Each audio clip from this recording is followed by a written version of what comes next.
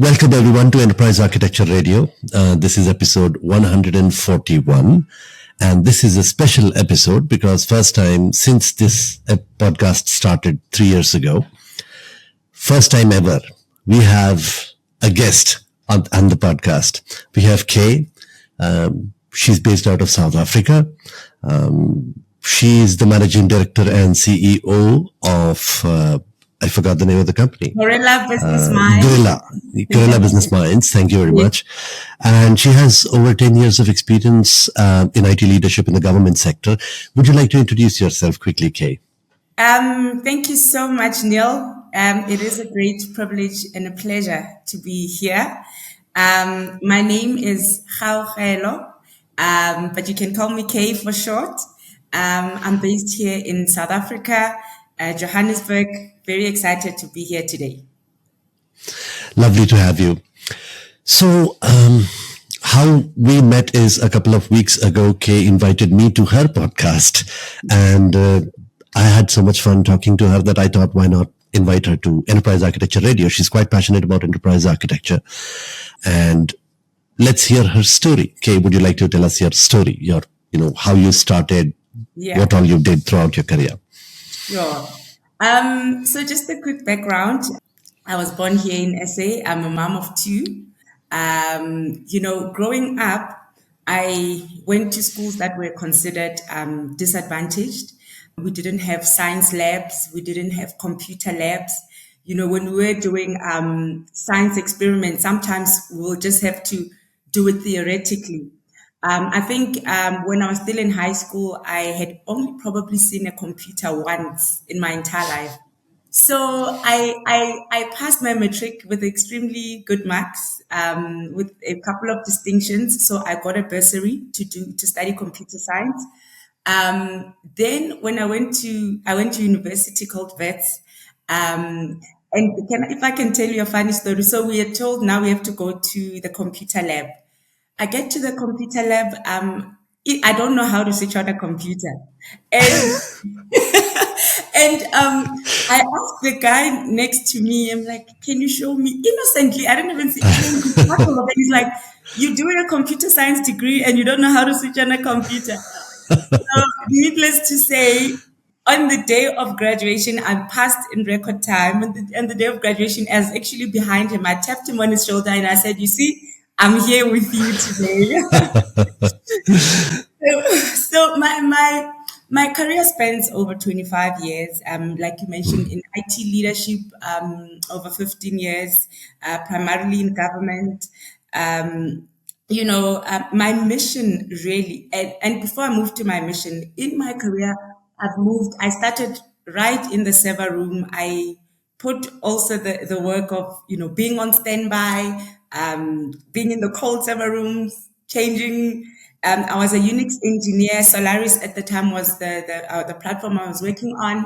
Then I moved on to the more IT business side, where I ended up working for a company called Fujitsu Siemens, so selling and marketing their products.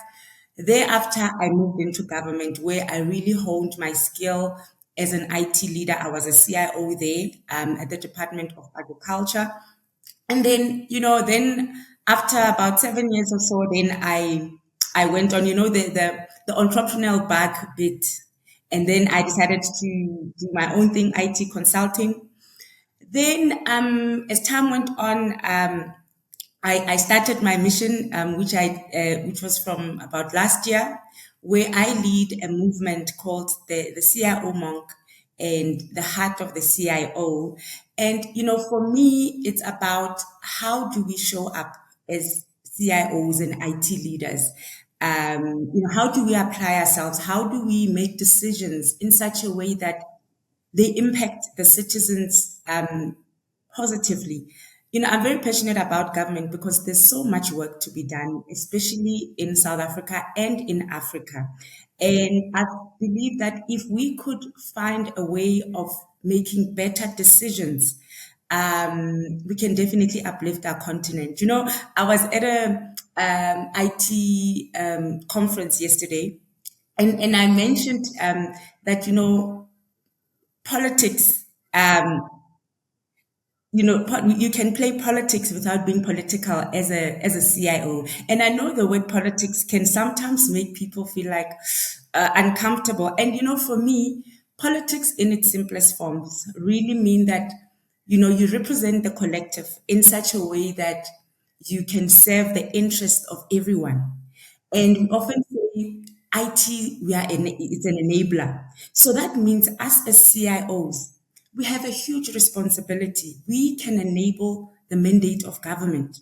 We can enable the promises that government makes to its people. If it says, as government, we're promising that there will be in the most remote location in the country, there will be healthcare. How can we as CIOs enable that? If we say that every time when a child is born, immediately they're going to get a birth certificate without having to, maybe go to a home affairs department, or how can we enable that? And I just feel that there is such a sense of responsibility. And, when we're talking about the heart of the CIO is really connecting your work to, to the citizen, to the impact of actually what you are making. So that's me in a nutshell. Yeah. Yeah. And you have a very unique set of experiences. Actually, this is one of the things that motivated me, besides, the fun that I had with, talking with you, is that you have experience on the government sector. Which is very unique because most of the people that we meet on a day-to-day basis, they are people from the industry, and the primary challenges that they're facing is, how to save costs, and how to fire people, etc., and how Right. to, technologically advance and all that. So it's a very different perspective that you have. So being in the government sector, okay, what are some of the big challenges that you thought, that were there in your career? I can definitely say that, even though we in 2026, IT is still very much male dominated. I think also the issue of pay gap is still a very big reality between women and men. Who could be doing the same job, but the woman still earning less than them. And I must say that I don't know if it's for us women, we tend to shy away from technical jobs. I think in the IT space, we rather more in the marketing side or sales side. But when it comes to hardcore technology, whether be it enterprise architecture, whether be it cybersec, but in the technical sense, really mapping out and designing and coming in with those solutions, I still feel that as we go up the ladder, we don't quite specialize and really become sound in terms of technical excellence. I think it's something that we shouldn't be shy away from. We definitely have the capabilities, and we should be able to I don't know if to overcome, if it's fear or what, but definitely. But if you can imagine if you like bring a team, and if you can even think about it, a lot of times, even if the woman is a project manager leading, he'll always have the technical lead as a guy in most instances. So it's one of the things that I feel we could change. So I want to dig down a little bit deeper into that. And I've seen this as well in my career that, women have been not very technically inclined. And what I want to really know is, why do you think, I mean, obviously every, person is unique, but in general, I think, why do you think this is happening? Why do you think women don't lean into technical and technology related fields? Just your opinion. Yeah, I really don't know. I don't know if it's the fact that men are more wired to solve problems. I don't know. When you give a man a problem, they always want to figure it out and solve it. And I don't know. And because we are more nurturing, we always thinking about how do we harmonize, harness relationships. I don't know if maybe that is an instinctive thing. But we are definitely capable. And yes, there are women that are technical. I mean, if you look at the Silicon Valley companies, women that come up there, there's some really technical experts, but it's just that it's in the minority. I just wish we could have more. More diversity, more women, more.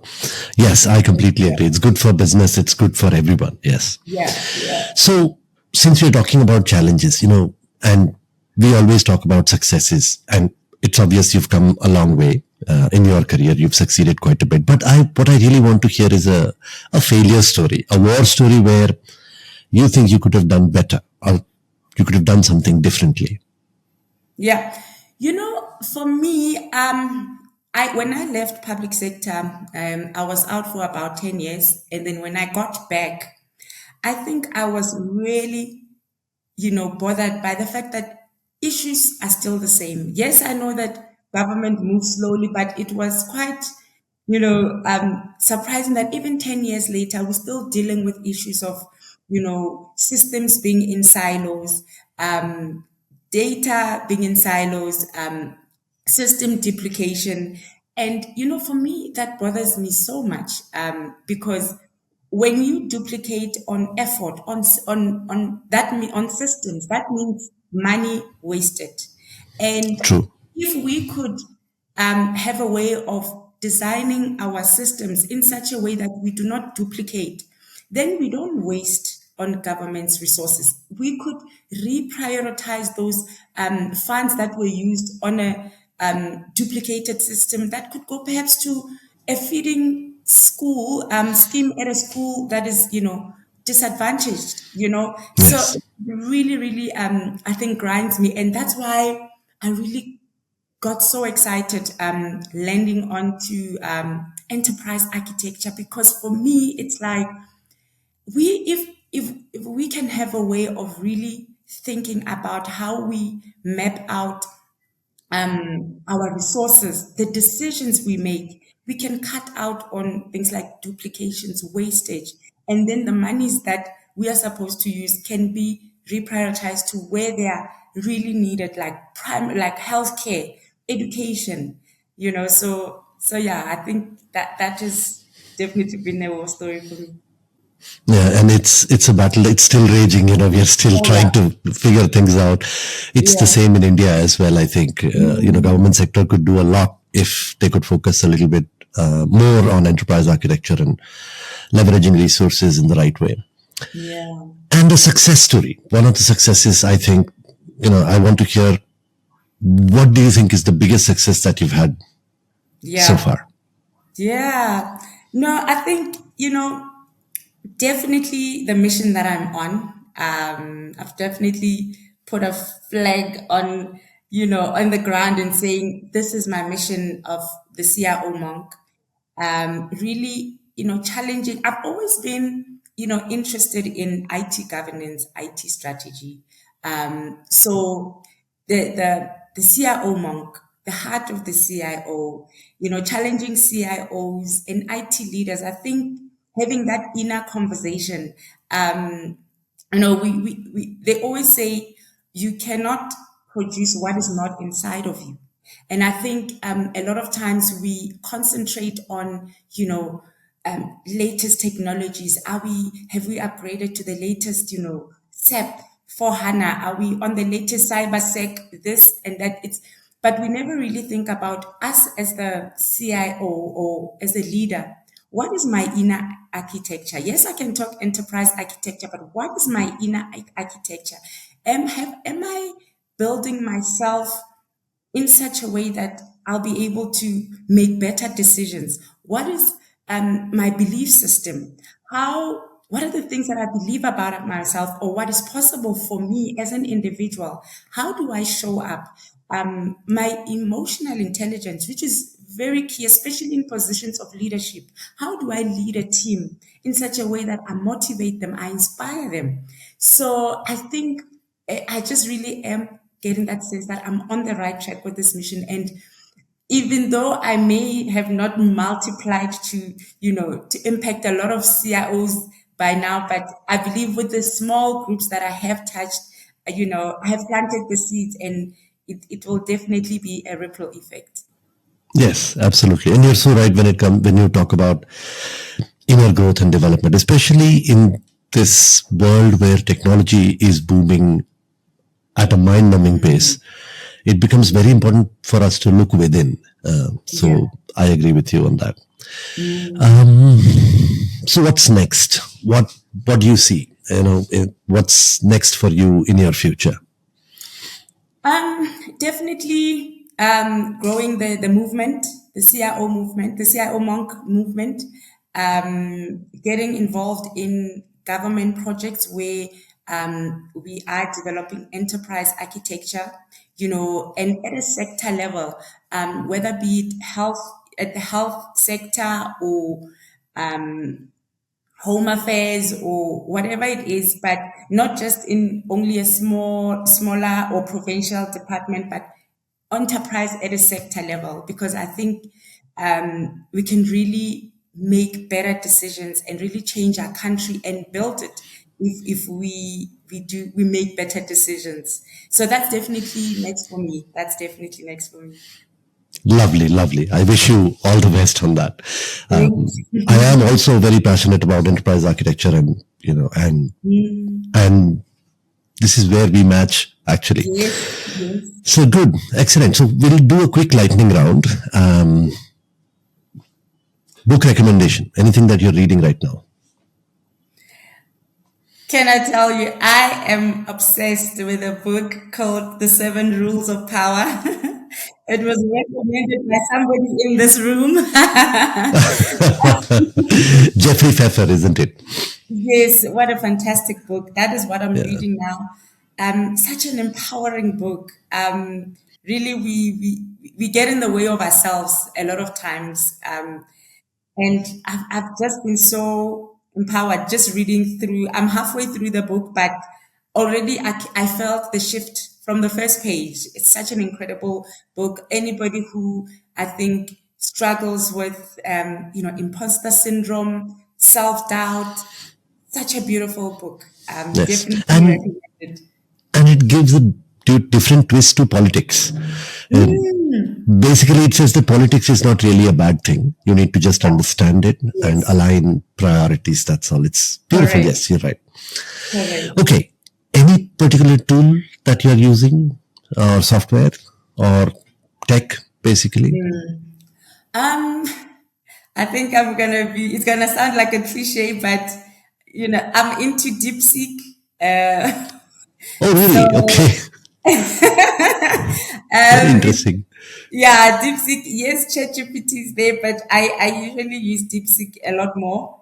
I find that it's a lot calmer, and I think it understands my frequency. I don't know, but I enjoy how when I interact with DeepSeek, the feedback that I get as a sounding board.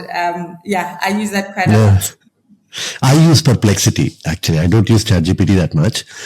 I Yeah. use Perplexity. In fact, I'm using it as a coach, career coach. So it's very, very interesting. Yeah. Any particular trend that you're following?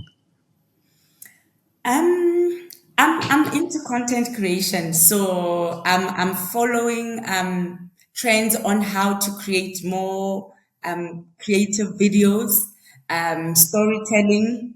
I think I've got a natural way of telling stories. I was told that I have a way of telling stories in such a way that people gravitate to what I say. So I just wanna sort of like polish it more, but come up with really content and videos that are visually appealing, but also creative, engaging the audience. Those are the trends that I'm following now. You do. You have a talent for storytelling, and I think you should definitely leverage that in whatever it is that you do. Thank you. So you've come a long way, and the last question that I want to ask you before we close is, if you want to inspire new people who are coming in the industry, who are just starting their career or somewhere in the middle of the career, what would you tell them? One message for everyone. Yeah. Um, Start with the inner work. Believe in yourself. Do not shy away from challenging yourself to be an expert. So develop your technical skills. It will take you far. So really roll up your sleeves, get to understand, be the most technical person in the room, understand what you are talking about, but definitely couple that with, inner self-belief. When you're in the industry, emotional intelligence is important because you're dealing with people, you're not just working individually. So learning how to work with people, reading the room, understanding, the social dynamics, very, very important. But definitely lead. Your trump card should be your technical excellence. Lovely. Thank you very much. If people want to get in touch with you, how can they get in touch with you? Where can they find you? I'm most strongest on LinkedIn, so please connect with me. I am on LinkedIn. My name on there is Kgaogelo, which is Kgaogelo. My surname is Sebola, Sebola. And then you just search for the CIO Monk because there's quite a number of us with the same name. I am on YouTube on the Guerilla Business Mind channel. However, I just need to beef it up. Hence, I want to sort out my content creation. Sure. I will share your details in the show notes as well. Okay, great. I'm sorry. It One more was thing, my CIO Monk is also website will probably be up by end of the month. It's www.theciomonk.com. So in a week's time, it should be up and running. You can also get me there. lovely. Lovely. It was absolutely lovely talking to you, Kay, as usual. And I hope to, invite you one more time at some point in time in the future to Enterprise Architecture Radio. And Absolutely, I'll be happy to. so I hope you enjoyed the episode this time. We had Kay on our episode. And once again, Enterprise Architecture Radio is not just a podcast, it's a collaboration platform. And I hope to bring together a group of people who can, learn from each other, guide each other, but most importantly, have a ton of fun. Thank you so much, Neil. It's been a pleasure.